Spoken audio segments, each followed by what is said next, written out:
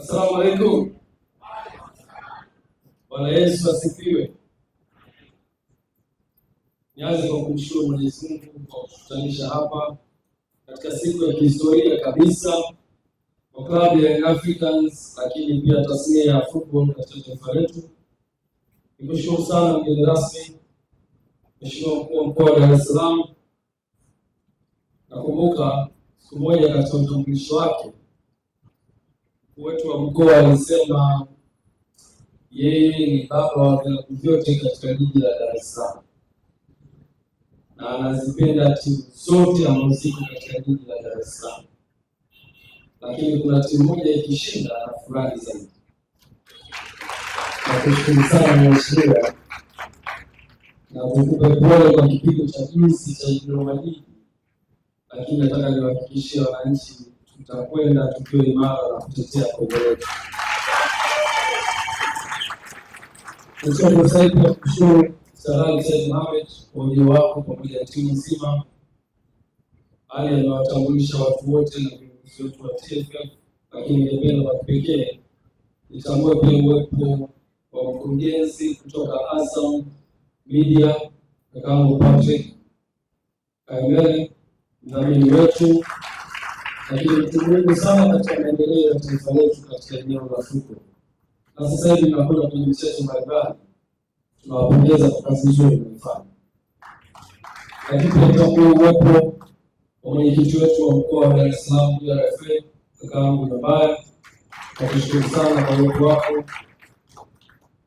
Shafi Dauda, nikushukuru sana, nimehudhuria katika tukio muhimu sana ambalo ni la kihistoria.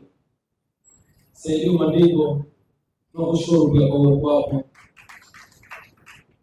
Ndugu zangu kutoka Aga Khan, Rais, karibu sana. Lakini kwa kipekee nitambue viongozi mbalimbali ambao wote wametambulishwa. Sani, can you please join your team? Please, can you stand? Jamani, hawa pia ni wageni wetu, na wageni hawa maalum wametoka China, na baada ya muda mfupi tutaona kazi gani iliyowaleta hapa. You can say. Ndugu wa Tanzania kwa ujumla wetu, tunayo furaha siku ya leo kukutana hapa kwa ajili ya kuandika historia kubwa, historia ambayo ilipaswa kuandikwa miaka mingi iliyopita. Klabu yetu ya Young Africans ilikuwa ina dhamira ya kujenga uwanja miaka kadhaa iliyopita, lakini kwa mipango na kudra za Mwenyezi Mungu leo tunakwenda kuiandika historia hiyo ya kuwa na uwanja wa kisasa unaomilikiwa na klabu yetu ya Young Africans. Wajumbe wa chama na viongozi waliopita wameisogeza timu hii mpaka hapa ilipofika, na sisi katika uongozi wetu tukachukua hicho kibiti na kusema tukisogeze mbele zaidi. Leo tunajivunia uwepo wa viongozi hawa waliopita kwa kuwa waliweza kuwa na jengo ambalo tunaliona. Mheshimiwa Mkuu leo amepata fursa ya kutembelea jengo letu, wameliona jengo lililojengwa miaka 50 iliyopita, lakini jengo hilo leo linaweza kutumika na kuwa alama kwa taasisi yetu ya Young Africans. Tunamkumbuka mzee wetu Abeid Amani Karume, Mungu amhifadhi, kwa kazi hii kubwa ambayo ameifanya. Lakini viongozi hao waliweza kupigania klabu yetu ikawa na ardhi. Leo tunajivunia kuwa na ardhi yenye takriban square mita 1035 katika eneo hili la Jangwani. Ni kazi kubwa iliyofanywa na viongozi waliotutangulia, na viongozi hao wangeweza kuiuza hii ardhi, walikuwa unaobaya nale ingeuza, lakini hawakuiuza. Waliweza kushikilia kwa takriban miaka zaidi ya 50 na kuhakikisha ardhi hii kuna siku itakuja kuifaa klabu yetu. Na leo niwahakikishie wananchi, ardhi hii imetufaa na klabu ya Young Africans itakwenda kujenga uwanja juu ya ardhi hiyo ambayo wazazi wetu.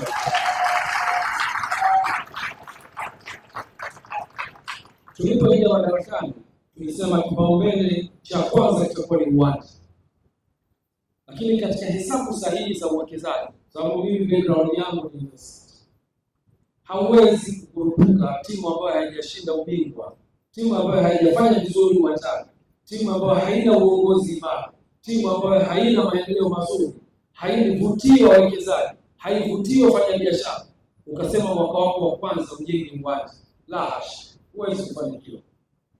Biashara inataka kuvutiwa.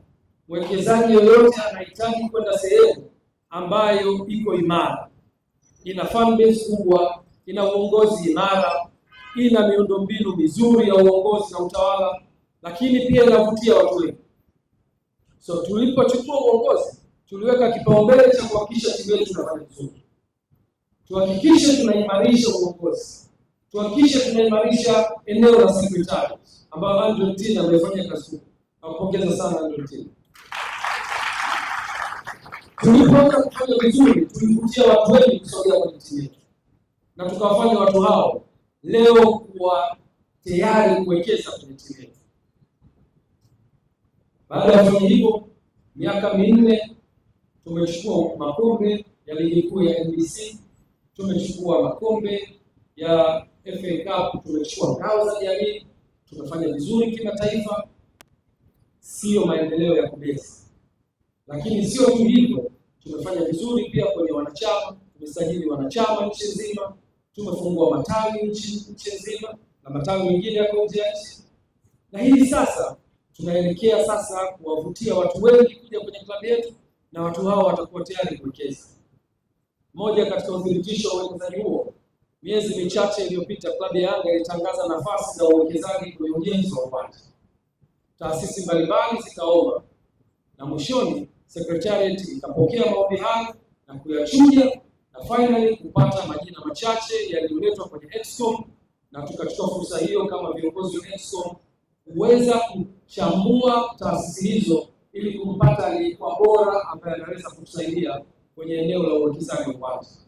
Hapo ndipo tulipoangukia kwenye mikono ya GSM Group. Tuwapigie makofi.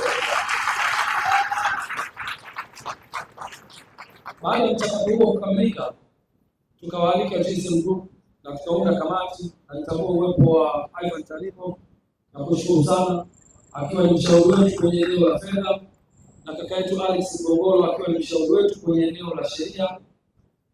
Tukaweza kuwapitia na kukaa na GSM Group na kueleza dhamira yetu, na dhamira hiyo ikapokelewa kwa mikono miwili.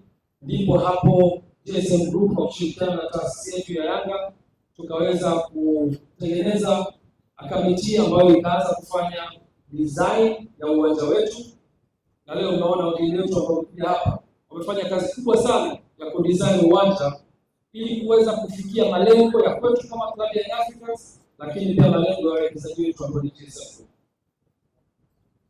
Kazi kubwa imefanyika, mliona watu wako kimya.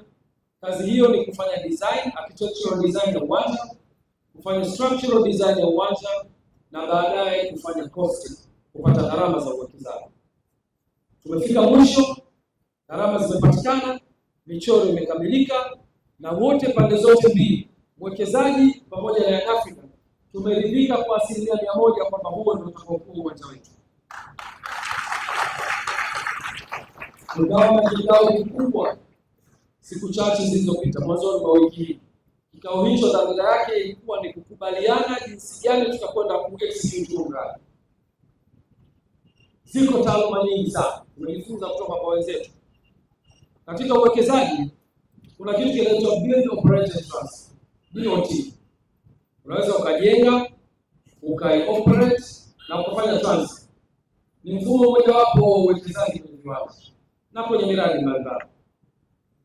Kuna EPC, Engineering, Procurement and Construction, na saa nyingine kuna finance. Mtu anafanyia design, anakununulia vifaa, anafanya ujenzi na anagharimikia pia. EPC financing ni sehemu mojawapo ya uwekezaji ambayo inaweza kufanya kazi.